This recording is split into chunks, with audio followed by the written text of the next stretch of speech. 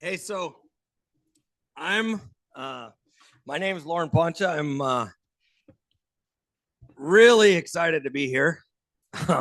um, you guys, I can't see this and this, but anybody who wants to like be intimate, like I would appreciate it if you would come. I would appreciate if you would come forward a little bit. Bring it in. And it just like be like a community, so I can like talk to the whole like room instead of like all the room. Okay, so we're gonna have a good time.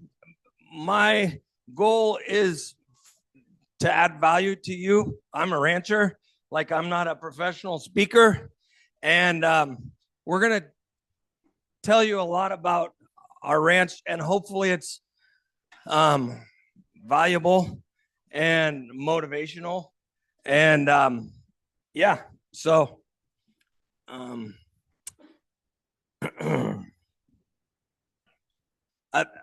unfortunately, I have to read a little bit of things, but I'm pretty. Let's see. Right here. This one. Want me to read it? Yeah, go. Yeah. Go ahead. So one thing that we took note of is we look forward to hearing from you all as well. We want this to be a discussion, and we'll probably really save questions for the end. But if you want to stop us at any point, please do and jump in so we can connect.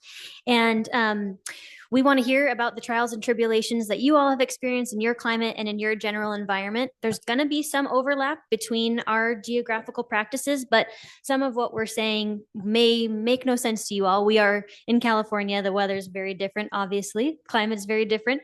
So you'll notice some overlap. And we also are presenting tomorrow on multi-species grazing. So we'll kind of dive more into specifics with our different animals then as well. So there's going to be more opportunity for us to talk together. So that's okay. Perfect. Okay, so I'm just figuring out all of our slides, but I'm a fourth generation rancher. It's the picture with my grandfather here. It's the four generations all in one room or in one photo. That was Angelo, Alfred, my dad, Alfred Loren, and Loren Angelo.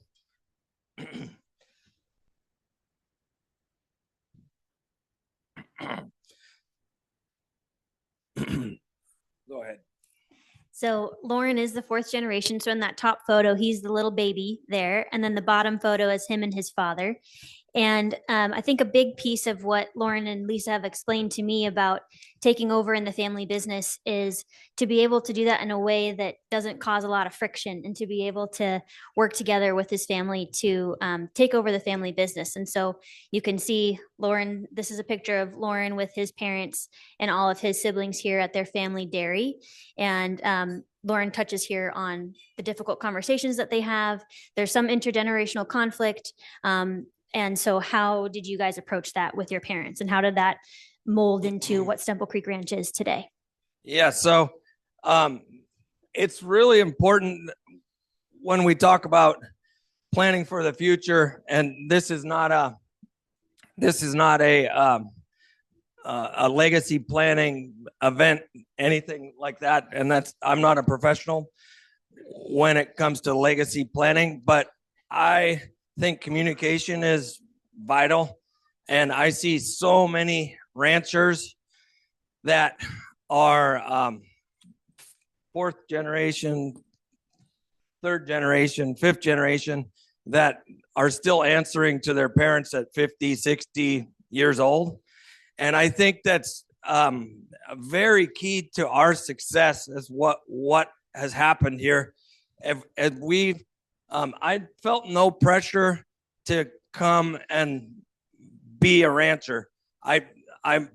My parents wanted me to go away and get an education, and I felt no pressure, but there was pressure, and it was like my own pressure.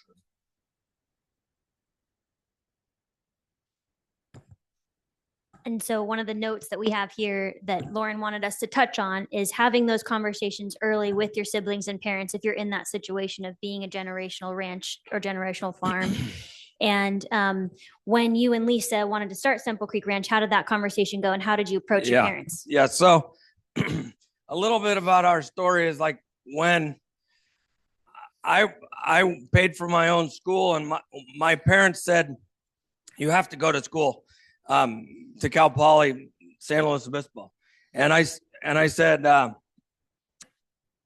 why don't I go ahead and start my own business right now and not go away to school because I'm going to pay for it.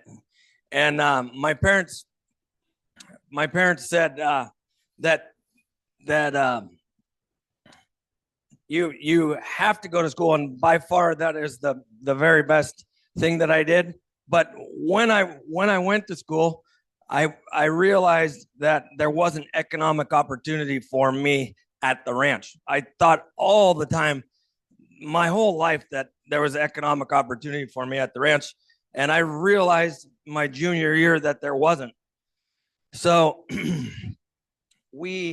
I took a job in sales, and actually I worked for Fort Dodge Animal Health, like some vaccine sales people.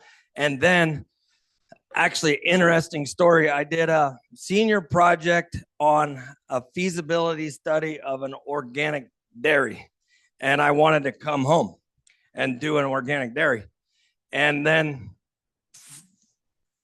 there was an opportunity. I didn't realize I had to raise $165,000 for my study. I didn't know how to do that. And I went to work for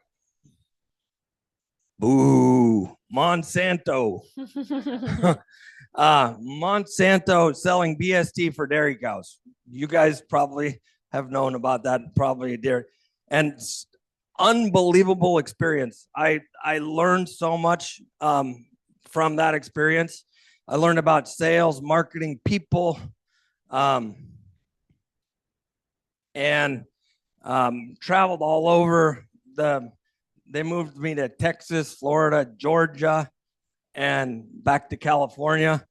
I traveled I've been on over 1,000 dairies, and really, really, really helped educate me on cow comfort and economics and all of that thing.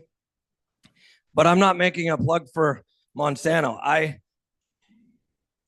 had a serious pull to come back to the ranch and try and make a living. So fast forward a little bit, and this is a major part of the story, is my 30th birthday. Lisa and I were both living in Sacramento, had a great job, great life, and this pull made me come back to the ranch. And I told Lisa, said, we have to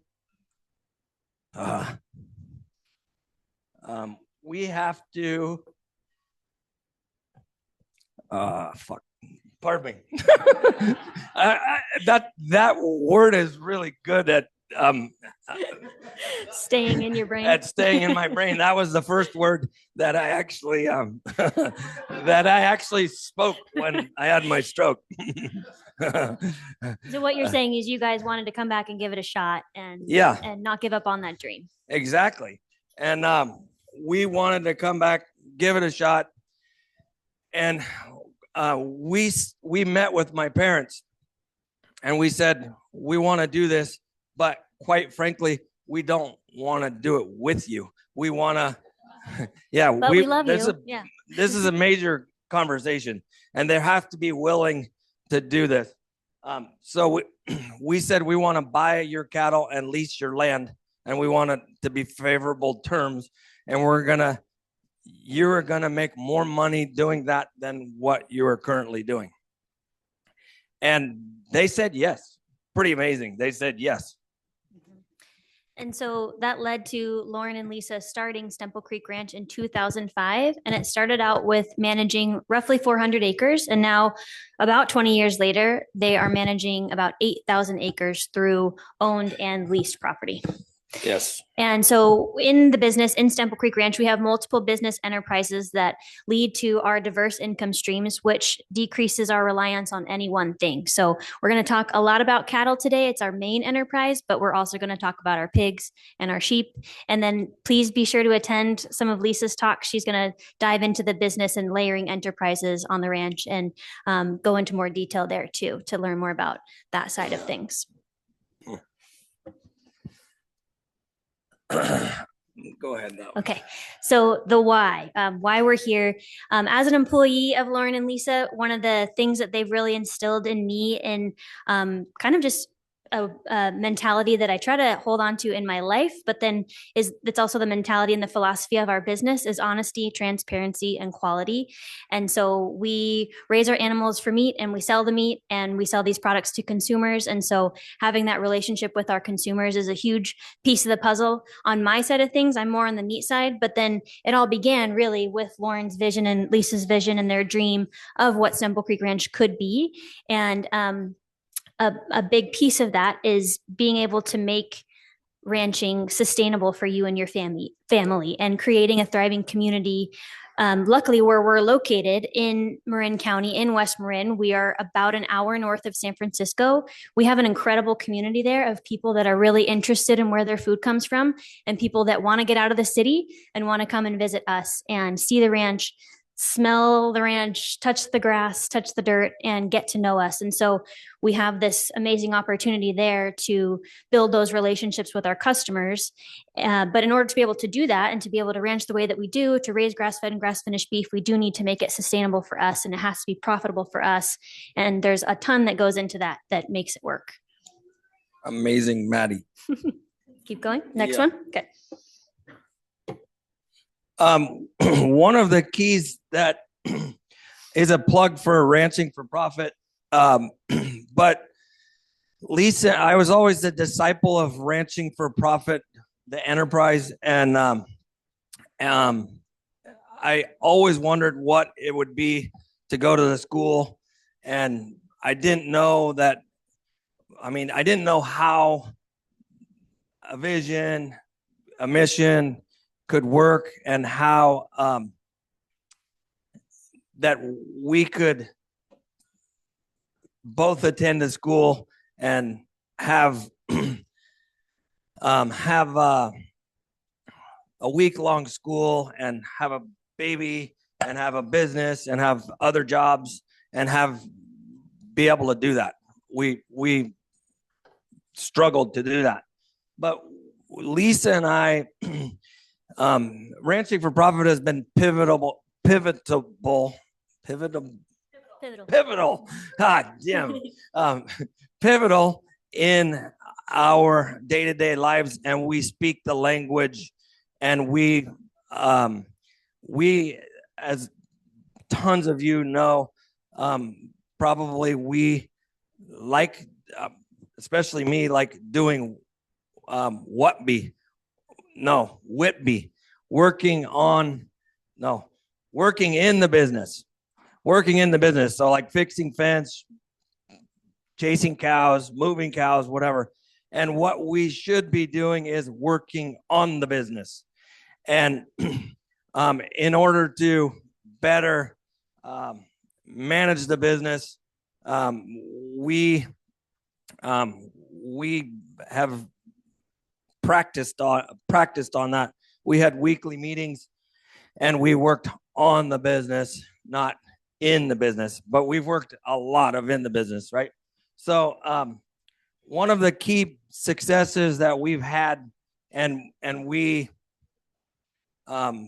take pride in is we measure all these things: reducing overheads, increasing turnover, and increasing gross margin per unit. And we normal ranchers can't do that unless they feed to a brand. Like, so we immediately decided we did 3 years of conventional ranching, and immediately decided we have to be a brand. And we came up with the name Stemple Creek Ranch. It's not my family name, nothing, whatever. It's the watershed. And so that's when, because like if we need to raise prices, we need to raise prices. It's like a not commodity market. Does that make sense? Okay. So I hear some I have some heads nodding. Yeah. There we go. There we go. Yeah. I'm getting better. Like, yeah. So you can. And so how we do that, how Loren started with Stemple Creek Ranch was changing the model of how he was raising cattle and really focusing on regenerative agriculture in that model, not only to take good care of the land and the soil and the animals, but then also to build a business that is able to thrive and kind of regenerate itself too, in the meat that we sell. And some of the pieces of regenerative agriculture that Loren really sticks to have to do with, we'll get to it on these next slides, but have to do with riparian areas and taking care of the diversity on the land in terms of the wildlife that lives there, but then also rotationally grazing his cattle, and really focusing on soil health and the grass health. And so we'll dive a little bit more into the details of that and the principles that he lives by in doing so. And we wanted to show this example here of a riparian area on the ranch. This is a 20-year difference here from the left to the middle, and then 8 years after that on the far right. This is like I'm super proud of these photos, and we could do an updated one.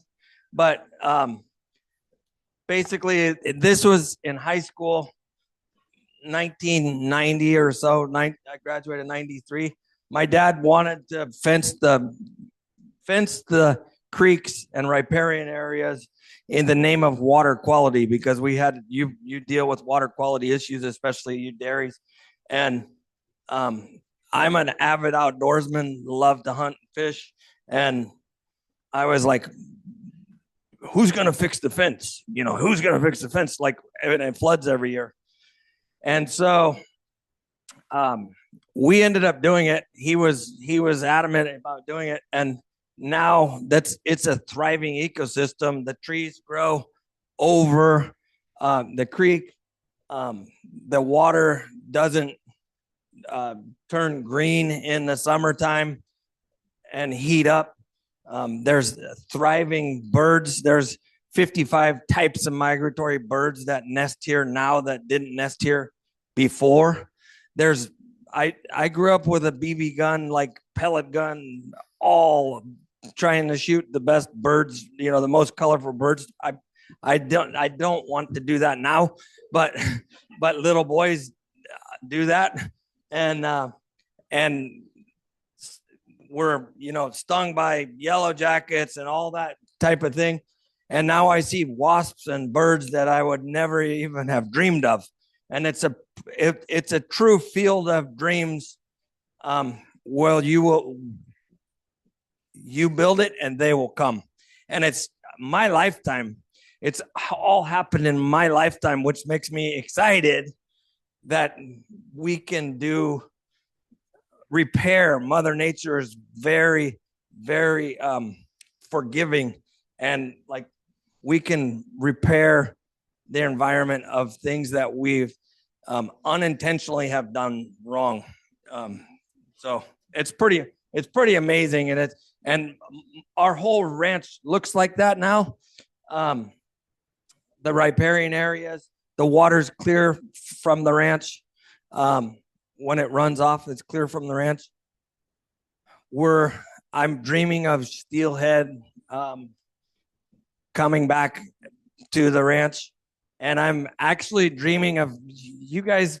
You guys might not want beavers, but I want beavers in that area. So it's pretty fun that we can have I can't have a cocktail, but we can talk about at the bar about like you don't like beavers or don't like other. You like beavers or you don't like beavers. So in our landscape, we don't have irrigation. So I think beavers are gonna be established leaky weirs and be next level water cycle. And we have the habitat for them now.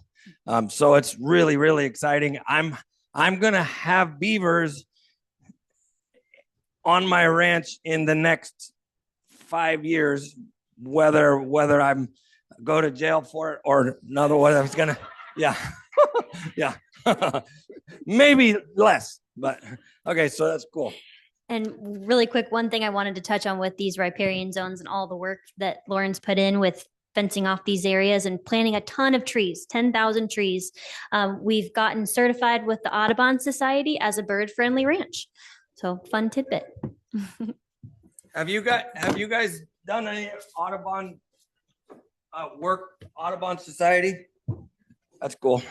I'm gonna take that. I'm hotter than hell. Yeah. Oh yeah, I can dance too.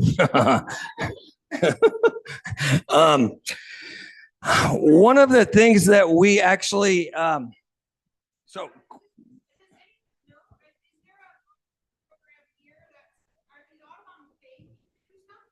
no, it's just a certification, but yeah.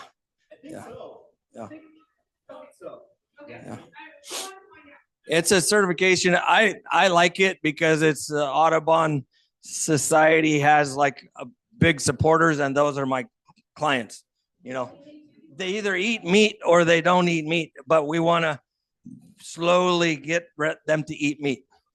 Like my very best clients are vegans, but they are converted vegans. So yeah, recovering. Yeah. Okay, so one of the things that I have been known for and got publicity for is we were on a demonstration site for the Marin Carbon Project and one of the very first carbon farm plans in the country. And what that did was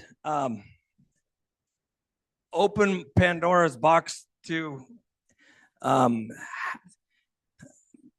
my focus on soil and soil health, and the soil is the baseline. I used to think that growing up on a dairy, we would fertilize the cow manure. We fertilize with cow manure, and the grass would grow great. And I used to think that we were grass farmers, and now I would think that we are soil farmers because photosynthesis is our friend. We can talk a little bit more about that. But we don't use the carbon farm plan as a management plan. We kind of like did originally, but we don't now. We use the water cycle and visuals about what's happening. Like we're very present on what's happening, where the water is running off, where it's seeping in, erosion types of that thing. And we stick to the soil health principles, the 6 principles of soil health. So did I miss something there? Jump to that one? Did I miss something there? No, you got it. Okay. This is plain old carbon farm plan. It's just the Marin Carbon Farm plan. It's just hedgerows and reseeding and putting solar pumps to get water on the tops of the hills, all that kind of thing, right? Spreading compost. And spreading compost.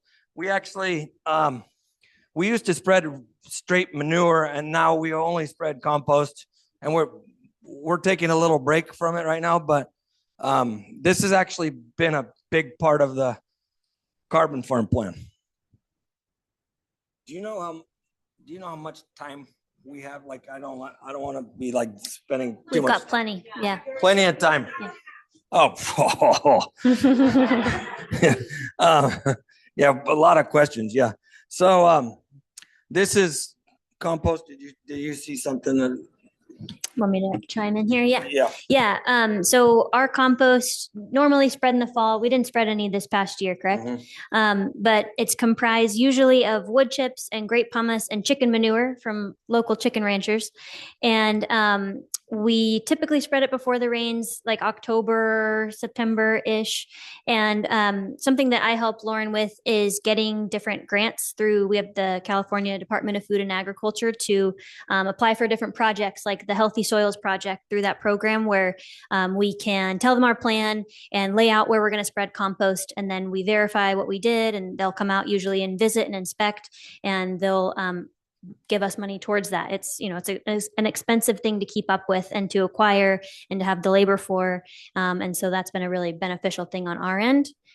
And we've got this other picture you wanted to talk, I think specifically. Go back to the one first. So go the This next one. Okay, so we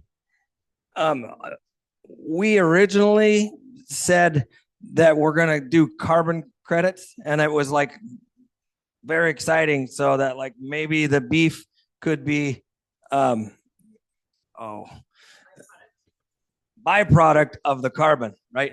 Thank you, Lisa. A byproduct of the carbon. And we quickly realized that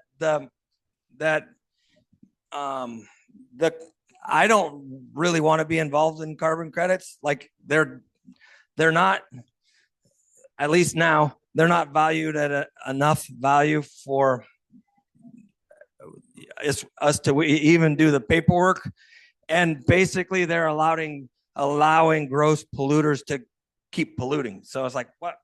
It's not intended consequences. So that's what else. These are wood chips. Well, we get free wood chips, free carbon from anybody. We chase down the tree guys and say, dump the carbon. And then we mix it with manure, like Maddie said. And we actually make amazing compost. We actually now raise our pigs and on the compost area and feed. So what's it called? The I'll get to that. So show you pictures of later. Great. And Loren touched on this earlier, the soil health principles that he really follows when thinking through what to do on the ranch and when and how to manage. And these were so the first 6 are from the Soil Health Academy with Alan Williams and Gabe Brown. Thank you. Yeah. And the first 6 belong to them. The last 2, Loren added on here that he utilizes himself. And so number 1, know your context and know your climate. Do you want to touch on that? I mean, I don't know Vermont or New England or anywhere. Like I know it snows and it's cold as hell. And then you could grow a lot more C4 type grasses. And I wish we had irrigation in the summertime because we have the warmth to do it, but we have no water. So like there's variations to do. So know your context, minimize disturbance, keep soil covered, maximize diversity. We'll some slides on there. Keep a living root in the ground. That's very, very important for us. Integrating livestock. And then there's themes to what we're going to be saying in our talks over the next few days. And like economics and is really important. Like you can't starve sustainability out of like starve profit for the sake of sustainability. And like you have to dance. You have to dance with Mother Nature to do no harm, but actually keep on the land. So like some of my friends around the globe, they're like staunch grass-fed, grass-finished. You have to eat a living root from the ground, And like, I don't subscribe to that. Like, I want the consumers to come back and really have a delicious, amazing product. And that may mean that I feed stored forages some time of the year, or that may mean um, um, that may mean we feed alfalfa certain times of the year. So we'll go on to that. And I think we'll talk about this later, but Lisa challenged me to be a better rancher. She grew up not a rancher, and she challenged me to, like, we had a brand, Stemple Creek Ranch, and she said, we need to have beef year round, fresh beef year round for our grocery stores. And so that made me figure out a way to do it, and to be honest and transparent and accepting of our practices. So that's it. Next. So I always say, like, we're photosynthesis farmers. We need a living root in the ground. We have, I think we have, you guys know a little bit about San Francisco area. We have a Mediterranean climate. We're have a seasonal drought every year. It's a seasonal drought from April to October. And it's like, it gets 35 inches of rain in like, sometimes October, like we hope October, and sometimes December, and through like April. But most of it comes in the wintertime, and the short daylight, and the not hot times. So we try and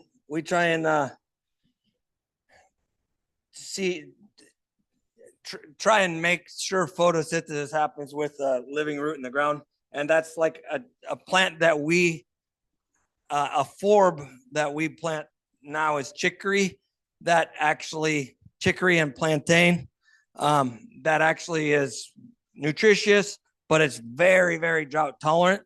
And the problem with us is we have gophers. I don't know if gophers are even here. You guys lucked out. Look, it gets frozen. It gets frozen like some. Yeah, no.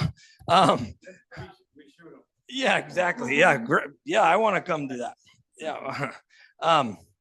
So gophers in September and October, as you can imagine, well, like August, September, they go after anything that's green. And they're tilling the soil. They're doing a lot of their nature's purpose, but it's frustrating to have a big, huge chicory plant and then dead the next day. So it's still possible, but it's a lot more challenging. Mm-hmm. And just touching on what Loren was saying about our rainy season. So the ranch really relies on the October rains to start that growing season and the late rains to finish it. So it's that first rain and that last rain for us that are super important. And by early May, most of the grasses are bolting and putting out seed heads. And this is really peak weight gain season for the cattle and for the sheep. The cattle are then able to graze that high energy seed, and they're sometimes at that point gaining 4 to 5 pounds per day. Our winters where we are much more milder than here. Frosty mornings, mid 50s in the afternoons. I'm sure you guys can laugh at us for how wimpy we are in the snow if you see us outside. And the green grass can continue until July if the rain persists. It just kind of varies each year. Yeah. We just want to emphasize diversity, decrease compaction, and increase air in the soil, and the build soil up instead of down. Did I pass that or no? I think we already passed it. Okay, so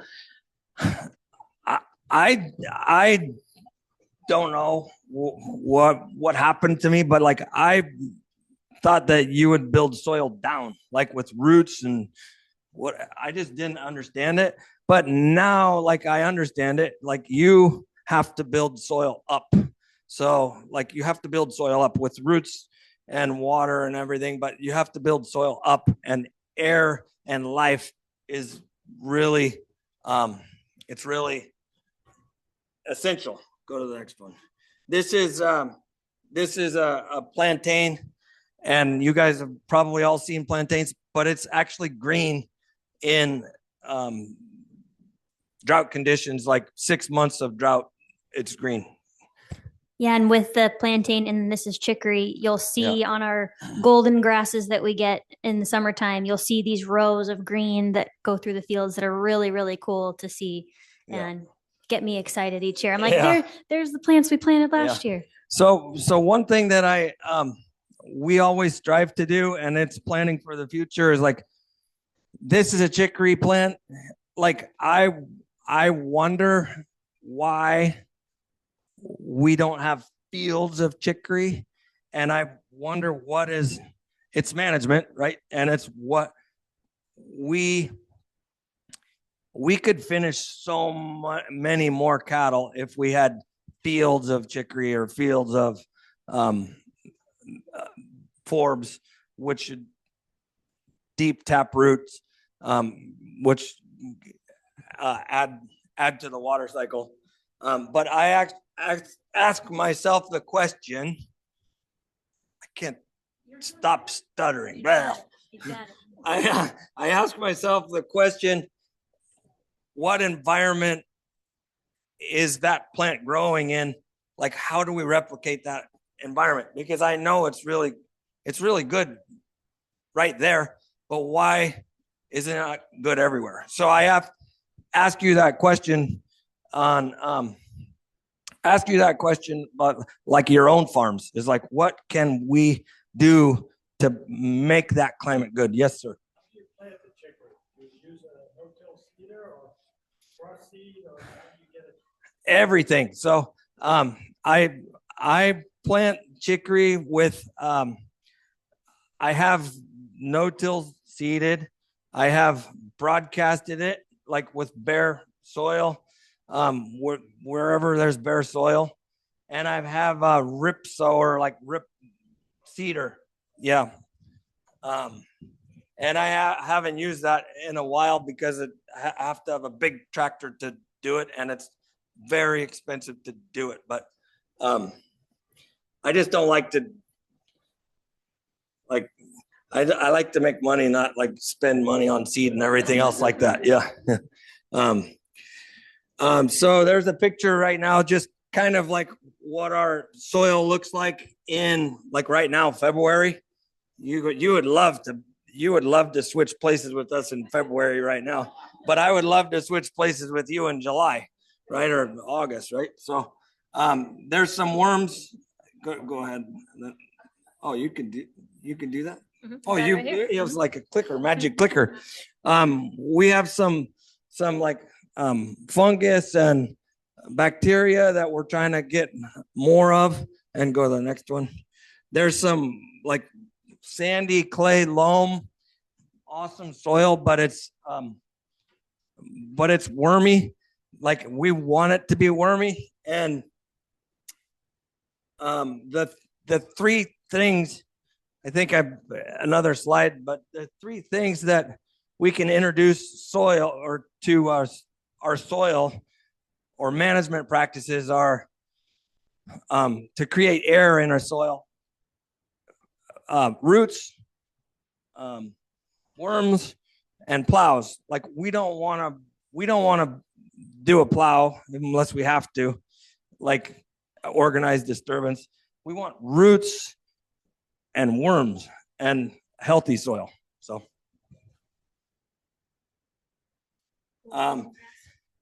this is an advantage to us. We have cool season grasses, like, it's amazing cool season grasses, but we don't have any C4 type grasses, and that really, like, we're not warm enough in the summertime, or have enough. We're warm enough in the summertime, but we don't have enough water unless we disc and plow, and we don't want to do that for carbon reasons. So this is warm season grasses. They finish cattle really well: clover, ryegrass, orchard grass. Go ahead. We will hit on this in multi-species grazing, but we economically plan for There we go. diverse crops, which is like pigs, sheep, cattle, chicken,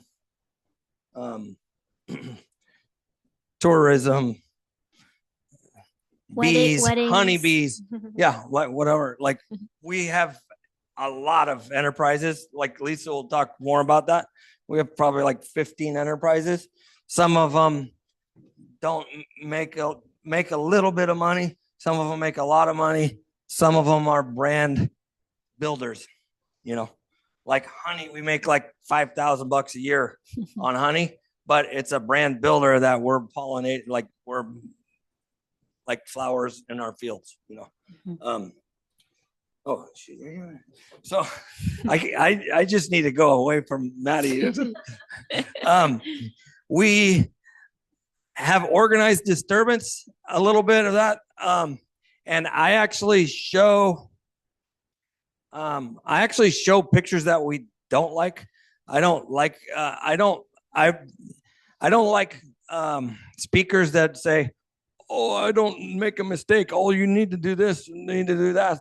All of you have heard all of these speakers that have told you what to do from 1,000 miles away. I don't know what you can do here, but I know that pigs are profitable and they are amazing when organized disturbance.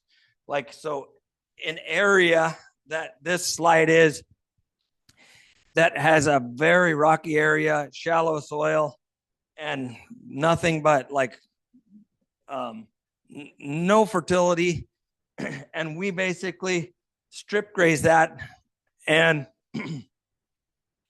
then it rained 10 inches. So dance with Mother Nature, right? Yeah, it's like 10 inches in October. That is nowhere near the plan. Like, it was amazing, but I totally screwed this area up a little bit, but it actually bounced back tremendously, and now it's like a diverse forage. Yeah, and when I give tours at the ranch sometimes and I point out that area, and for a while it was kind of this brown strip, and I was like, yeah, we graze some pigs there, and then now every time we go and we point that out, it looks beautiful. Yeah. So this is organized disturbance. Go to the next one. This is my dad. Actually, he passed away a couple years ago, and he was a character. And I was trying to. I have a video of it. It's on Facebook or Instagram. But I was trying to get him to eat the Facilia, and I said, "Oh, the purple flower," and he goes. He ate the purple. He goes, oh yeah, that's pretty good. And the Facilia is not good at all. And it was kind of like eating a thistle. And he had the next the next thing, and we should play it. We should find that video and play it. So anyway, we do cover crops, and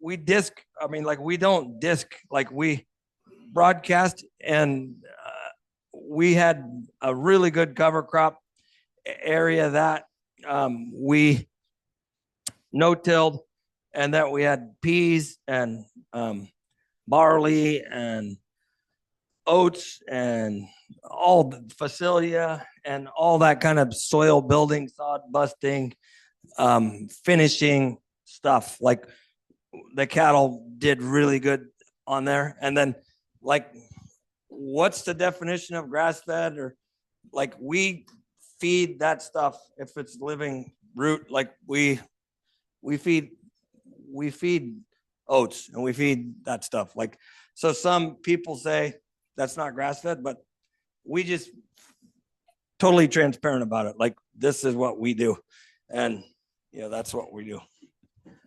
That's a cool picture. Yes, please. And I'll chime in before we move off of this. Something that Loren says that always sticks with me is adding this diversity to the cattle's diet is like when you walk up to a salad bar and you just grab the iceberg lettuce versus the mixed greens. So I think it's a good visual. Yeah, that actually is good. Yep, go ahead. Sorry, I didn't know if we were saving questions till the end. No, you could, I mean, it'd be more fun if I had questions. All right, so I know you just got done discussing the fine print of the grass-fed versus this diversity. Are there people that are unhappy with that? 'Cause No. To me, it seems like it's better. No, Why aren't more people doing this? I'm here for a reason to get motivation. Yeah, I'm not sure. Spread the word. That is a good question. And then this is, I don't know if it's a practice. It's a practice that's commonly used in New England or New Hampshire or Vermont. But I like to look at the fence lines from the county road and look at the fence lines from where we're grazing. And you can go to school on that. Like if there's green grass on the fence line of where the county road, and there's not green grass on the other, the area of we're managing, I ask the question, why? Like, I think farming and ranching is art, and you have to have senses. You have to pay attention. You can't just do the same thing every year and pour the jug on the bug and spray Roundup or whatever. Like, you have to pay attention. And what the soil in one side of the fence is the exact same soil as the other side of the fence. And if there's other species or different green stuff, forbs, then you ask the question, like, do I not want that there, or do I want that there? How is my management affecting that? Does that resonate with any of you? Yeah. Okay. Pasture management and rotational grazing. We like pretty much intensively graze. And we can get to that more in other presentations too, but I have a few slides here that this is like tumblewheel grazing. And we have a mob that actually goes back to the water, and then we just move and move and move and move. And that's probably like 300 cows or 300 finishers. And we're just go and go and go. And actually, sometimes the grass is so lush and nutrient dense or not balanced, we'll actually have acidosis in the cattle if we don't feed some dry feed. So like we'll do oat hay or rye hay or anything to slow the rate of passage. And I wanted to show, I didn't get to do this, but I wanted to show poop pictures with you guys. But like this time of year, we painted green. We're painted green if you don't put some forage or roughage in the diet. So like my neighbors say, what is Loren feeding cows for right now? But like we're not feeding alfalfa, we're feeding junk hay or rice straw or something like that to slow the rate of passage. And what we do now is we have sometimes we have free choice bunk that like back tractor pulls out there, that we have a bale of rice straw or whatever like that. And we hold the cows back. And this is like a little trick, I think. We hold the cows back and make them fill their belly, like let them be a little bit hungry. And then we don't move them at the start of the day. Like we move them at the end of the day. So we'll be like, why haven't you moved those cows yet? But we need them to lay down. They want to build a big rumen mat, and then we're gonna slug feed them when the bricks are the highest in the afternoon. Does that make sense? Yeah, and that's, you guys probably already do that, but you're very progressive people like that. Yeah. So waiting a little longer and letting them get a little hungry, does that affect the parasite intake because the grass is getting lower? Not really, because I mean, we're certified organic, and like we have 600 animals that are born on our ranch that are organic. But we have like maybe 500 or 1,000 animals that we run right next to the organics. The organics have the yellow tag, and the Conventionals have the blue tag. yeah, exactly. God. Grass fed. Yeah. Yeah. So they're a blue tag. So like we'll buy those from other ranchers or not certified, or we're just, and we actually have a strict protocol that we vaccinate them and worm them when other ranches are, but we don't do our own worming. And really genetics, I think I have a little genetics. We had a shit show when we first started on organic, which was probably 2008, and I'd never finished cattle before.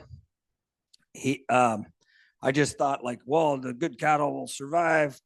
I was very naive, and we had a lot of worm load. And so this is not really very much, like there's a lot of residual. They're knocking down more of the, and they're not eating it really. They're eating. Yeah, that's a good question. And that's a dance. And so I'll get to your question. So when I if you do fecals on my cattle, sometimes they have worms, and good cattle can just not like this. No big deal. They just like, we have liver flukes. We have cattle that are 15 years old on liver, that have liver flukes. Like, okay, well, they're just good cattle. But we will actually, some cattle aren't good, or they have immunocompromised, whatever, and we'll actually give a Ivermectin plus to them, and then just put a blue ear tag on them. So that's like, no, we'll put a blue ear tag on them or an ear notch, so that if the ear tag falls out, we know what. Just. What's your dormancy on your rotation? What's your rotational frequency? Oh, Yes. That's a good question. That's a good question. Like, I'm trying not to graze. I'm trying to give rest every 60 days or more. Certain times of the year, we give every 21 days, but 25 days, whatever, just depending on what I always, it's the dance, like what we have orders and what we have, grass, and when it rains, and like this, it's the only way that we can do it. It's like we can't finite, like, oh, it's going to be this much. No, I mean, you have very non-linear growth. Yeah. Your grass, so obviously that will drive the grazing pattern. Yeah. Yeah. And something that we have, we have strived to do in this kind of grass, and I'll show a picture of, we have mostly, this is finishing grass. Like we do very little cow calf or anything here. And cow calf is like all up in the hills. Right here. And yeah, that's perfect question. This is actually Black Mountain. It's an iconic mountain we lease, and there's sea level to 1,500 feet right there. So it's steep. And I'm implementing the halter technology with this because we're not going to freaking climb a mountain and string a polywire. Like, no, we have five fields right now, and we just go, and that's like the sustainable, economically thing. Like some people say, well, you're not regeneratively grazing your cows because you have 5 fields and you need 12 fields in order to do that. I'm like, we have a lot of diversity. We're undergrazing those areas, and those cows know how to eat poison oak. They know how to eat coyote brush. Those cows have a few flakes of alfalfa a year, and they just do it. And my dad would say, "Oh, you have to feed cows the winter time, whatever." I'm like, "No, you just don't. You just select for them, and it's hard to do that because old Bessie, my dad was a dairyman, and old Bessie, would come to the truck every time. He was like his pets. Like, no, I don't have any pets. my dogs, my amazing dogs, but they're livestock that are going to be economically viable, or they're not going to be on our land. Some of you sheep, anybody have sheep? Okay, so you got it. Bummer lambs. You don't have bummer lambs? Oh yeah. I thought I was the only person that had no bummer lambs. Yeah, because it's a bummer, but it sucks. But it's a bummer. I don't feed anything from a bottle. Like it sucks. But like we don't have time and economics to do it. Yeah. Tumble wheel. Oh, this is kind of this is a tumble wheel video. One of the first videos that I made after we had tumble wheels. And we use for finishing ground, we use tumble wheels. And sometimes it's easier to just do poly permanent fence or whatever, but we do tumble wheels. What time check? 2. Oh.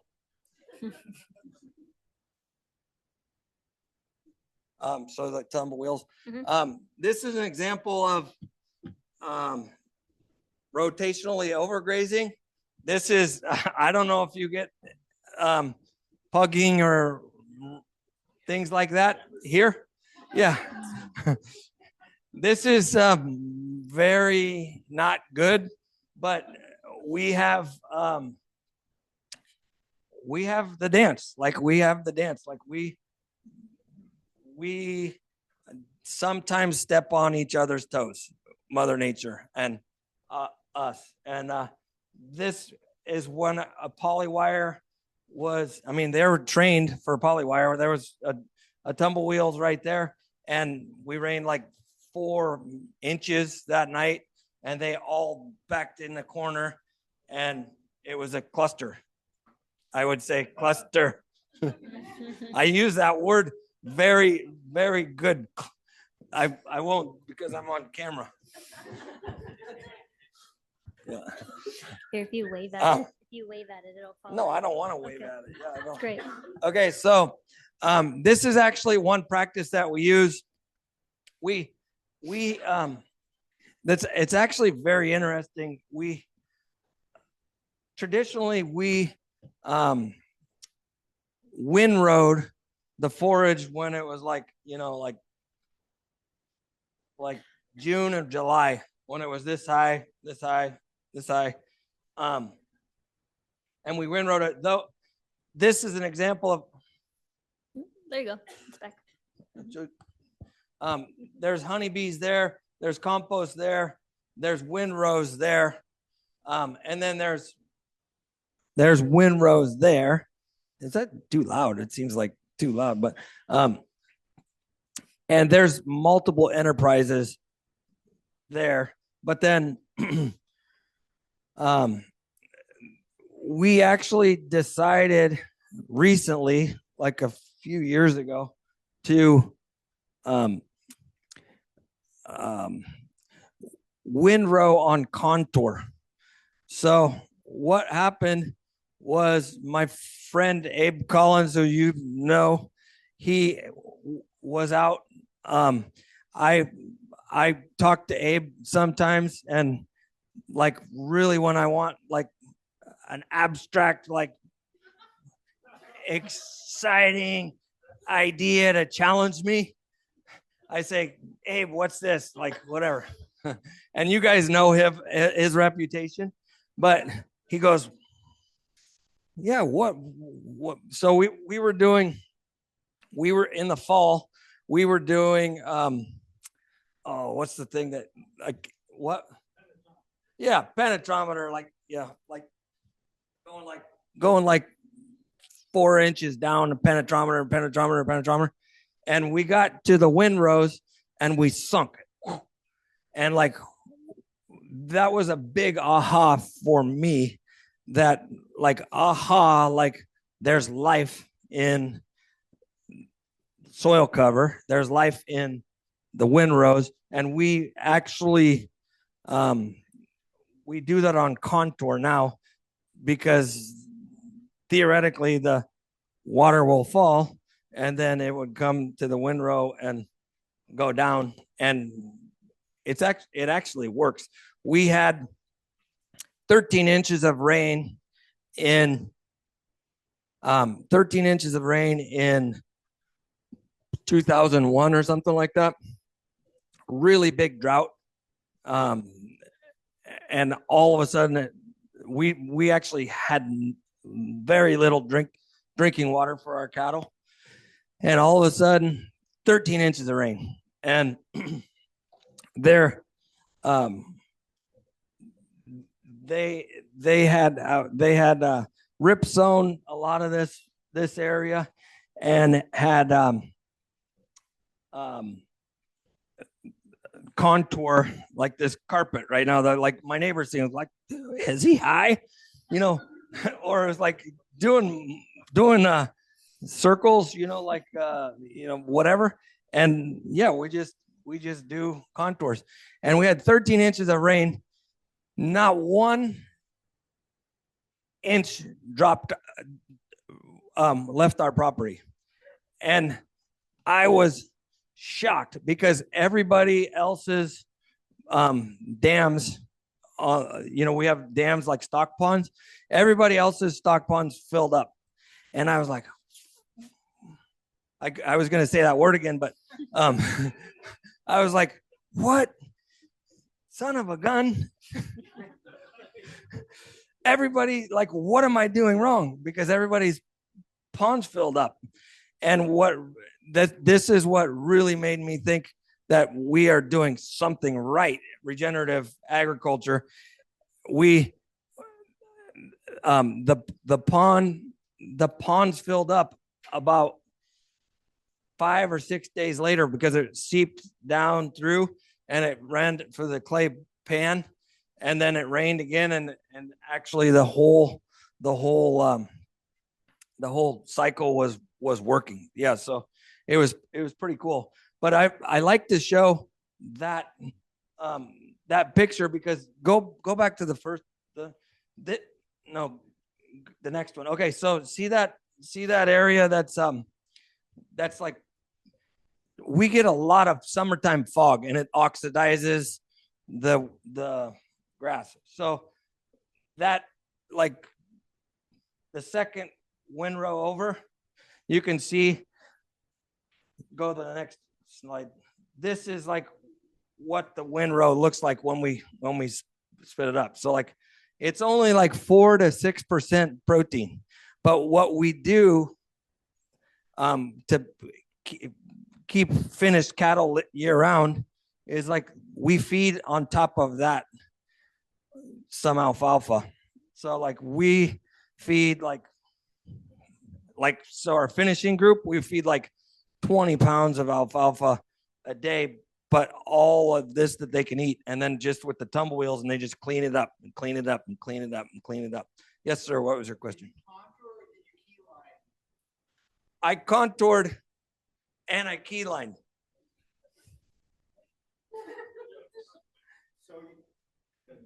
Oh no.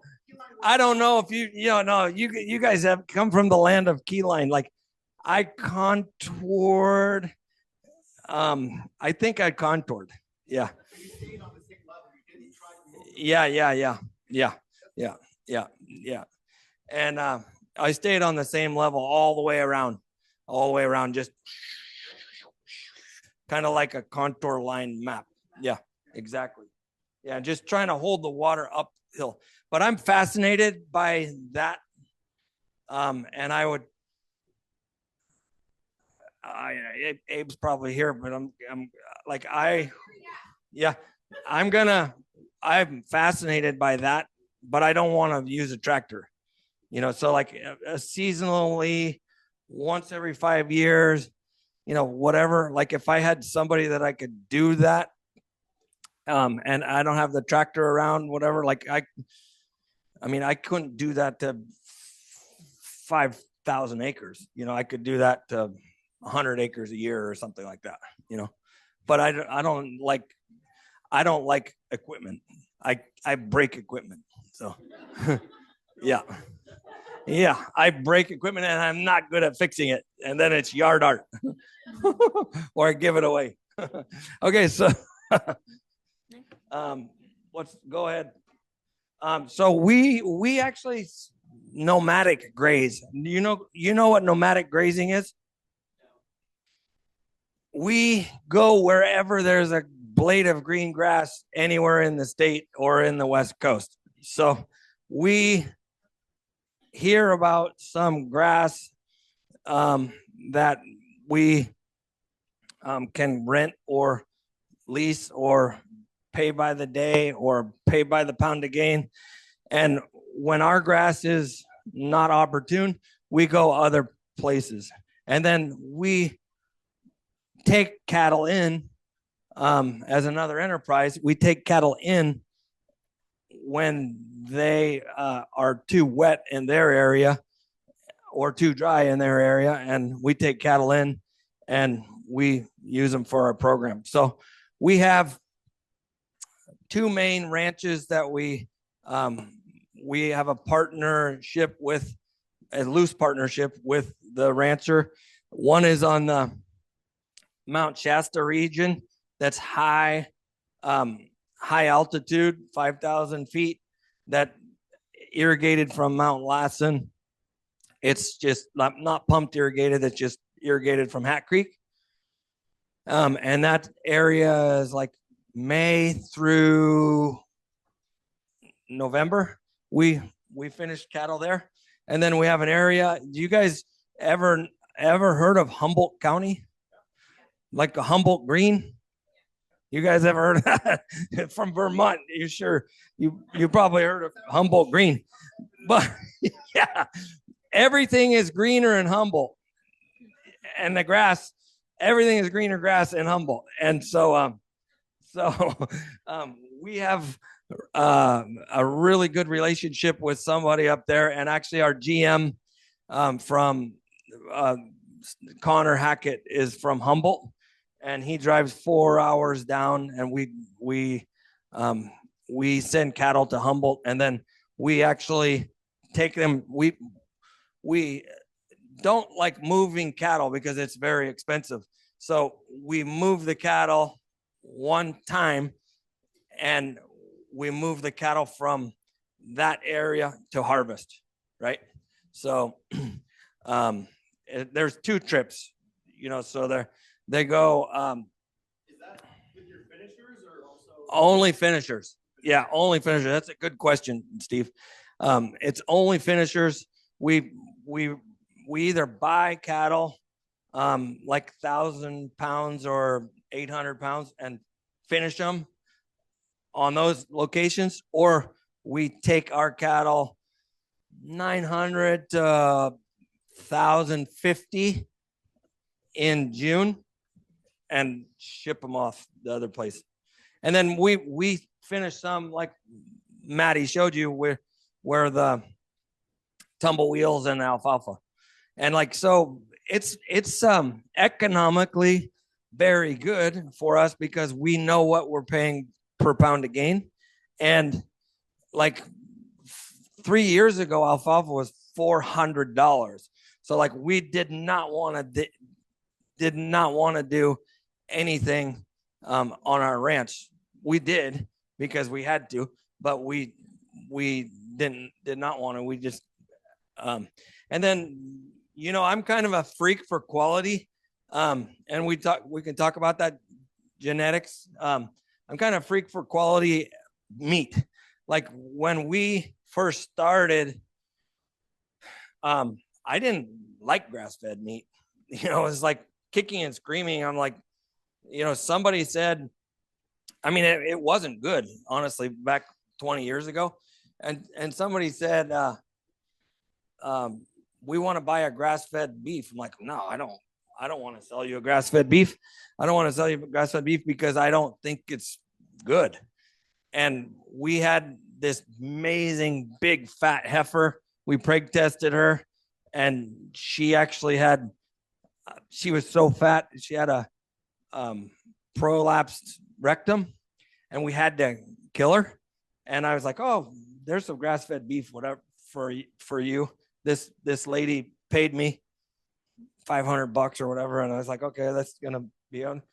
And I kept one of the halves for us, and I was like, oh, that was amazing. It was the best beef I've ever had. I'm like, I could sell this shit, no problem. Yeah, so we basically some other ranchers were buying from us like 10 head, and they said, oh, your beef is great, your genetics is good. And they said, well, Lisa, I read the book The Omnivore's Dilemma, and I was like, Lisa, why don't we sell direct to consumers? And we're in the Bay Area, and basically that's what started Stemple Creek Ranch, and all of those things happen. And it's good. What are we doing? Okay. So I want to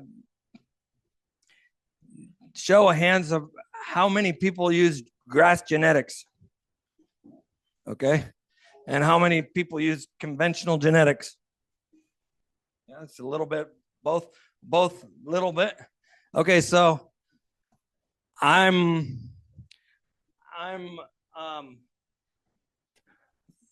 really keen on genetics. Like I spend a lot of money on bulls, and I don't have to spend a lot of money on bulls, but I like a hobby, like doing it. And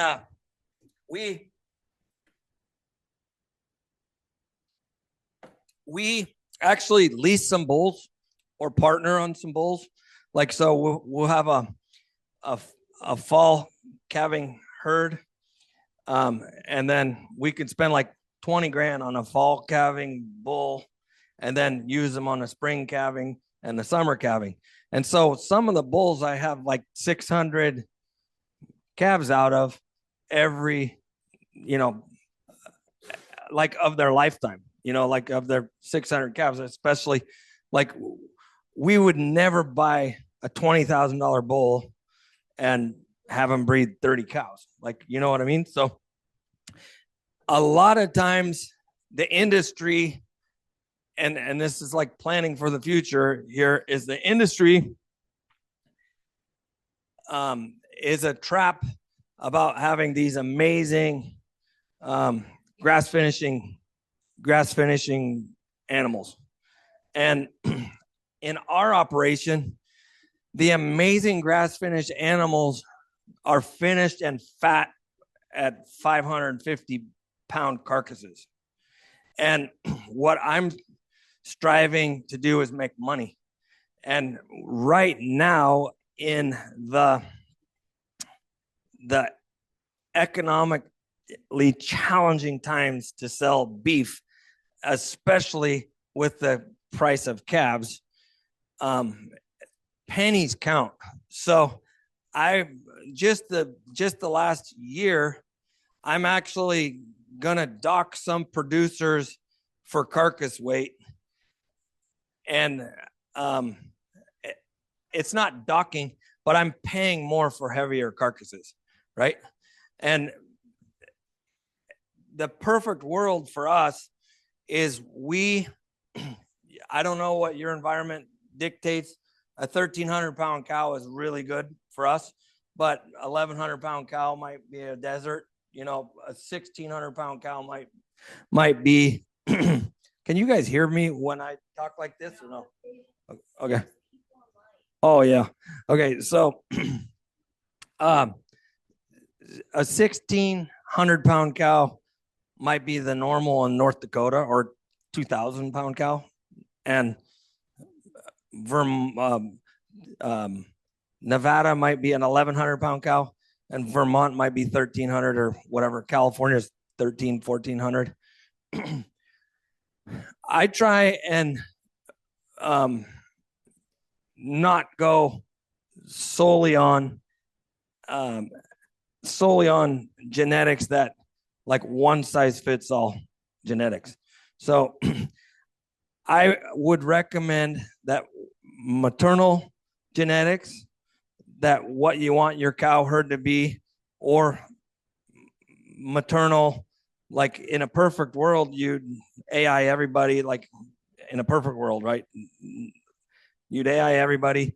And then 2 or 3 weeks later, throw your terminal cross bull in with your cattle, because right now the weight is really like worth 20 to 30 cents, 30 cents more for it costs 20 to 30 cents more for a carcass that's a 550-pound carcass than a 750-pound carcass for expenses.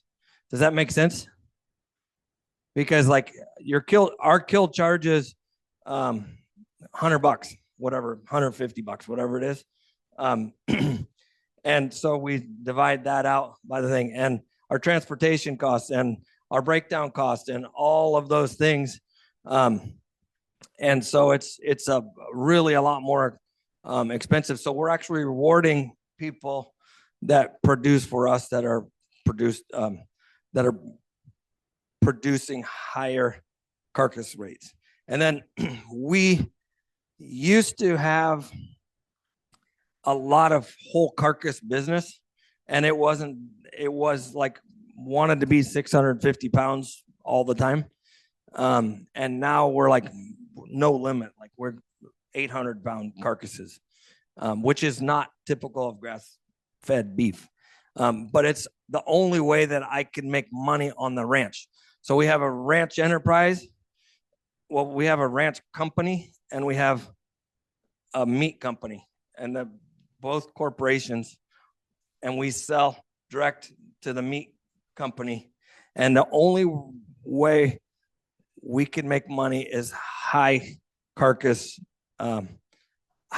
weights right now with the price of cattle, assuming you charge yourself what the going rates are.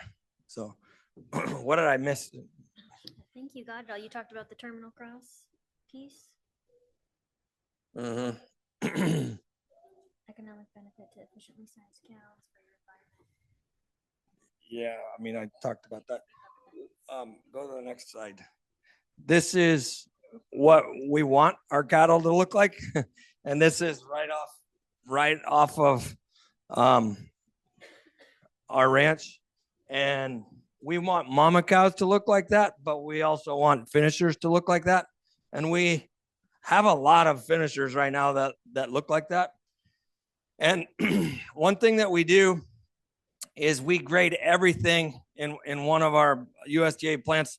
We grade everything, and we have like 5-6 years of data about what choice, select, carcass grade, back fat, all of those things.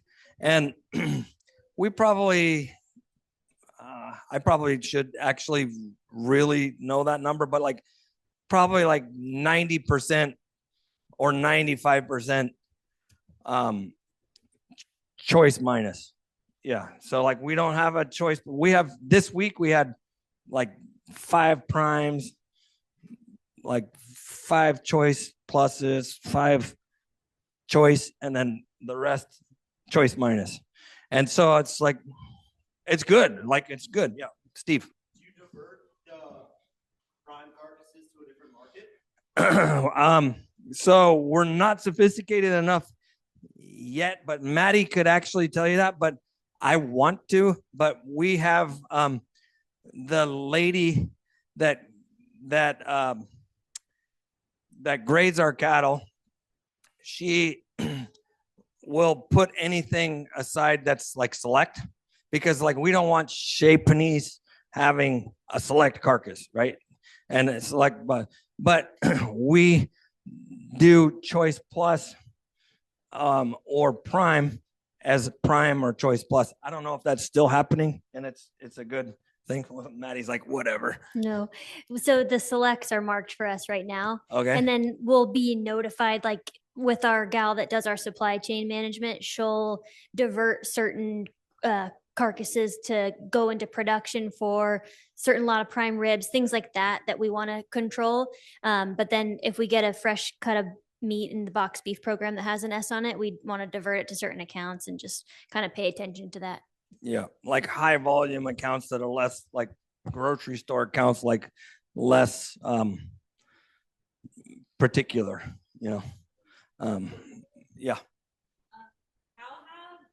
if at all, the increased importing of beef affected your operation? I mean, 90% of the grass-fed beef in America is imported already. Yeah, so it's not affected it really. And we work with people that want our brand, and we don't pay them to display our brand, or like, we're very fortunate. Like we've built a really cool brand, and it's really strong in our region. And but there's so many people that buy on price and on flavor and on affordability, and like the I forget the lady that she studies all that, and it's price, and we try and be affordable, but like I don't know what, honestly, I don't know what our prices are. Maddie would tell you. But I'm always saying increase the prices because we have to make money, and like we don't have very many product, and it's very special. Our product, it's very special. Yeah. And go ahead. I was just going to say, to touch on that, Loren and Lisa have built these connections with our customers that are super, super valuable. And those customers have this trust in us. And so we had to do 2 price increases this year. And our GM and myself went and visited all those accounts and spent time with them and talked about it and talked about the industry and cattle prices in general. And that just really helped them understand, because they're more focused on selling the meat, and they aren't going to necessarily be thinking so much about our side of things. And so it just helps to make that conversation more community oriented, I guess, and understanding both sides. So genetics, moving back a little bit, you said you do all calving supervision, or is that by themselves on pasture? Fall calving and spring calving because I have a demand year round for organics. All the cattle that we have are organic. Yeah, own the mother cows on all the organics. And then are you concerned about heat stress in your climate? No. Why black cattle? It's I mean, I see this a lot with Western ranchers. They all sold them black Angus, and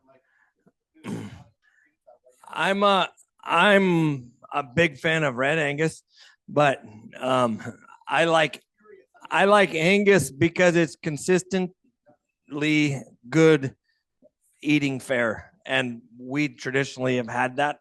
So I don't want to learn something new, and I understand the Angus breed, and I understand what contributes to a choice carcass grass fed in our program. I like Murray Grays. I like, all different kinds of cattle. If you peel them off, like I don't like Herefords very much. I don't like Herefords, but I will buy a Hereford if I need it. I just don't like Herefords, so like, it's like, whatever. I like black baldies, but I don't like Herefords. But if I can make money on them, I would probably buy them. Yeah. Yes.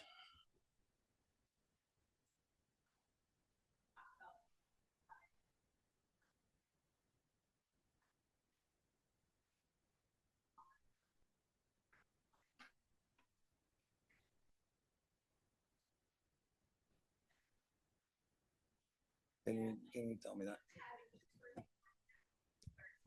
Could we give you, could we get the mic? Yeah.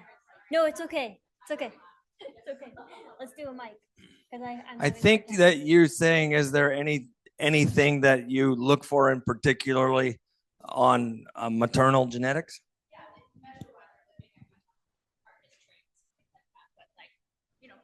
Birth weight versus weaning weight, especially on like a first calf heifer. Is there anything you Right. find important there to make like a culling decision or a sell decision if it's maybe a valuable cow but not to your program? Is there any particular data point that you measure to look at that? Right.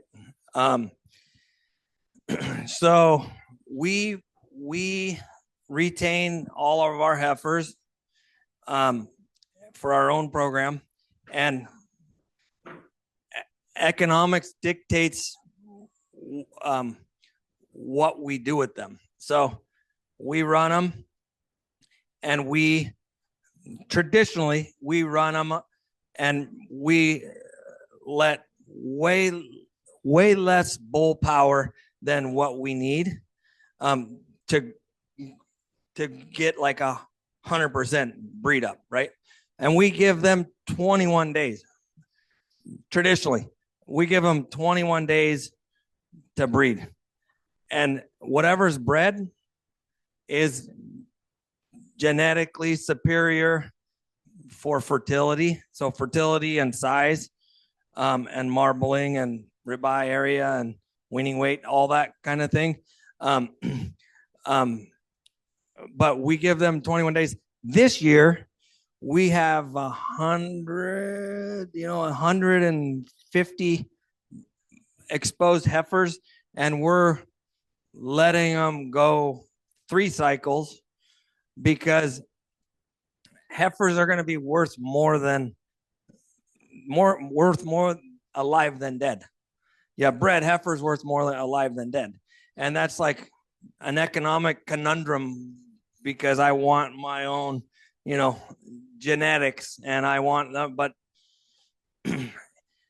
there's a lot more cattle that are really good.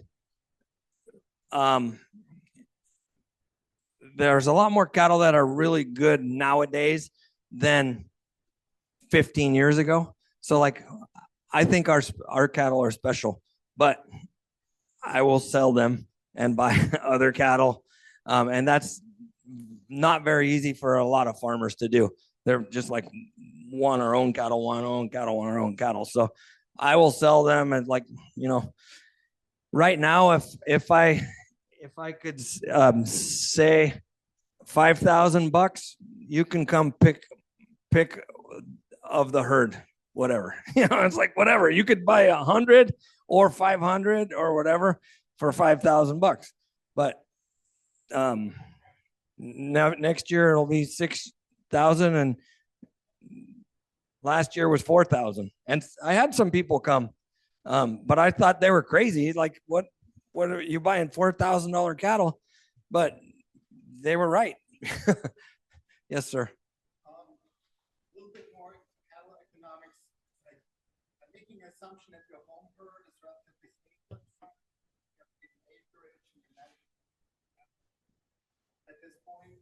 So does that mean that you have a fixed replacement cycle? Meaning after you cattle, mother cattle depreciate, you go to slaughter and then get replaced by new coming heifers? How does that? Right now, I have everything that's in calf. Actually, right now, I let we have traditionally been a fall and spring herds. Right now, I let the bull in year round because it's traditionally fall and spring herds. They're going to be bred back that way, and I'll switch them, whatever. But a pregnant cow is worth a buttload of money right now. And I'm a rancher and a meat company, but the meat company serves the ranch. I'm a rancher. Like, I want to be a rancher. I don't really want to be a meat jockey, but the meat company serves the ranch to help do that. Does that make sense? So it's like, we're not disciplined at bull turnout and bull. Yeah. It's just, for me, it's interesting to see, because with your ranching for profit background, the economics of how the depreciation is a business aspect, right? It's a financial write-off, essentially. So at some point, they're worth nothing. Are you getting rid of them then? No, I don't subscribe to that. Like, I think that I think that there's a lost opportunity of like the ranching for profit thing. Like, you can take what the benefit is, you can take what you want, or yeah. And I like buying old cows. I have cows that have that I've bought as pairs 5 years ago for $1,500. I could sell those things for. I don't worry about the depreciation thing, a schedule about the cows. I worry about what my accountant says, ordinary income versus depreciation asset and all that kind of thing. So that's. You take the financials, but that doesn't write the ranching decisions. Say what again? Taking the financials as they fall, but you make your ranching decisions based on other criteria. Yeah. Mm-hmm. In terms of the cow calf. Yeah, I mean, anything that's pregnant or not lame, that's gonna be pregnant. And we have a close enough eye on it that they'll maintain our program. If I need ground beef, that fat cow is gonna go to ground beef, right? Thanks, sir. Let me go. Do you guys ever manage anything on Bud Williams? You guys know that Bud Williams thing? This is like one of most core principles. I love the guy and the Bud box and all of that, but like this is one of the 3 core principles that we manage the business on, and it's in flux all the time. But you can never have too much grass. You can never have too much money, green money, but you can have too many cattle. And that is like very, very, very, like, when we went to ranching for profit, we were in a major drought, 2013. And February of, we were one bale of hay. We had 1 bale of hay left, and we had skinny cows and no grass. And we said, well, we're going to have to sell. Like we had somebody in Texas that wanted to buy our cattle. Like we're like, and it rained February 2nd. And I was like, oh, like we just, and I said, I never want to be in that situation again, and that's where the whole, and then, knock on wood, like we've had some great years in the drought. Like we've had the great grass years in the drought, because the most important rain is the first one and the last one. And we've just squeaked by, but we've maintained the principles of soil health, and that has allowed us rest and recovery and understocking. And a big thing about that is we ramp up our stocking rate as our growth rate ramps up.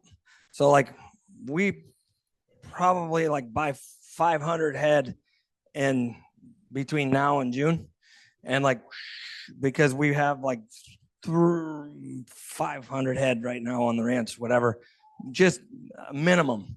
And I'm like praying that the market goes down. It's not going to go. And my buddies are praying that the market's going to go up. And like, I feel for you, but I don't want the market to go up anymore. It's just ridiculous right now.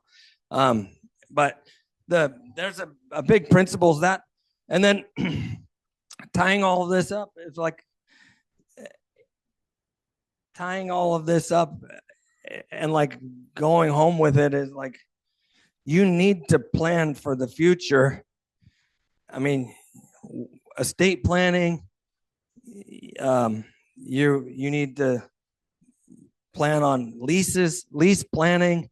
You need to plan on market planning. You need, like, I can tell you all the things that we do, but you can't just work in the business. You got to work on the business and have a little bit of a dream, like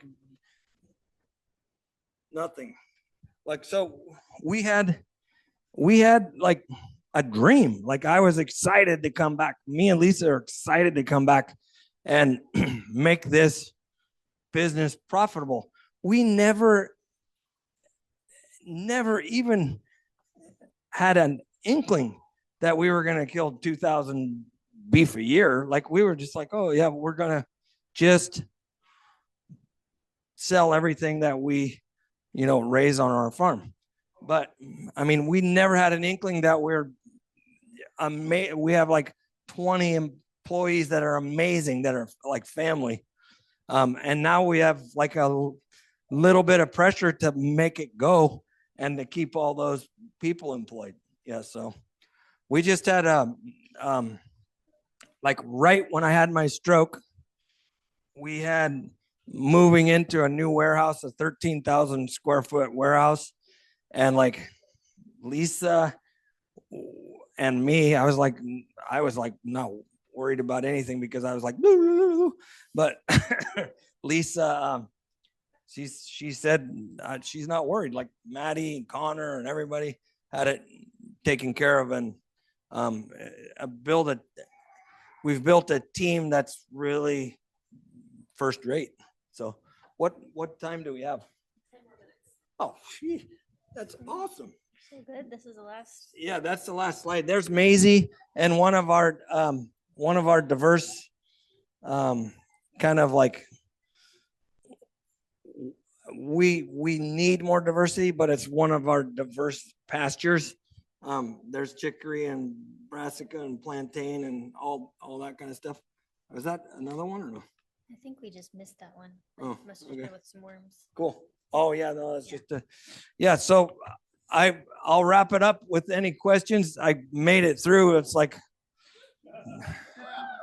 yeah. Thank you so much for Maddie like helping me. But yeah. Yeah. In our other presentations on the last slide, we have like our main customer service email and our LinkedIn. Yeah, go. At this whole conference, Loren's not going to be able to chit chat as much as he normally would.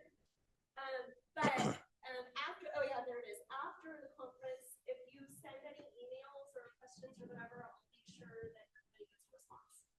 Yeah. No, I love to talk to people, and I'm actually really talkative, and I really go up at like I wake up at like 4 a.m, so I can't talk to anybody at at the East Coast. I got one quick question. I want to go back to the pigs. What do you feed the pigs and how do you feed them in the field? That I is love pigs, but you got that is actually a great question. We feed them barley, peas, and wheat. It's a pellet. It's a pellet barley. No. It's a pellet wheat, peas, and then free choice barley. And we don't market our pigs as grass fed. There's no pigs grass fed, but we market them at free range, and